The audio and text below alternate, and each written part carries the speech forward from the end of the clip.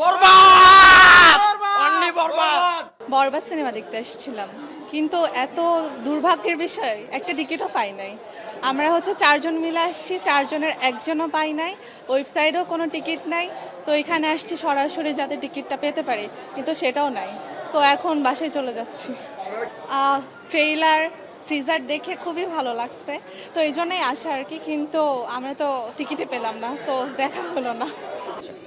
আমরা আসছি অনেক দূর থেকে, টাঙ্গাইল থেকে। টাঙ্গাইলে তো আরও অনেক দূর থেকে, প্রায় আমাদের 150 কিলো রাস্তা।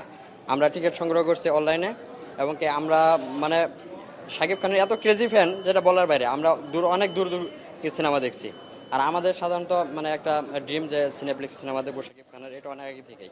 যে ফার্স্ট টাইম এমনকি আমরা 4 রাতে টিকিটটা সংগ্রহ করে ফেলেছি। খুবই ভালো।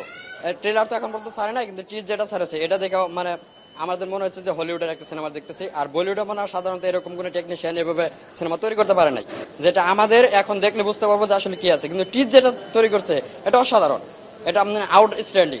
মানে যেটুকু চিন্তা করছিলাম তার তো অনেক বেশি, তুফানের থেকে অনেক বেশি, অনেক অনেক অনেক বলার বাইরে। এখন আমরা বাংলাদেশের সিনেমা এমন একটা পর্যায়ে নিয়ে গেছে, তুফানের পরে, প্রিয়তমার পরে শাকিব খানের মুভিগুলা, এখন আমরা ইন্টারন্যাশনালি তাদের সাথে তুলনা দিতে পারি, যেন আমাদের বাংলাদেশেও এখন বিশ্বমানের মতো সিনেমা হচ্ছে। কালকে 4টে টিকিট কাটছি, কিন্তু আমার আজকের আরেকটা ফ্রেন্ড আছে, খুব ক্লোজ ফ্রেন্ড, আর ও বলতেছে ও দেখবে। আসলাম, এখন নাই টিকিট, এখন আমরা 4 জনই দেখবো। ওরে থেকে এখন ছবি দেখতে আমাদের মন চাইতে আছে না, কি করবো এটাই ভাবতেছে। এই জন্য খারাপ হয়েছি, দেখি কেউ কার কাছে একটা পাই কিনা। কোনটা দেখতে আসছেন? এটা হলো বরবাদ। বরবাদ দেখতে আসছেন? বরবাদ ছবি আমি হলে যাই আরো 1 বছর আগে হইতো আমার টার্গেট যে আমি এই ছবি দেখবই, এর জন্য এটা আমি দেখবো।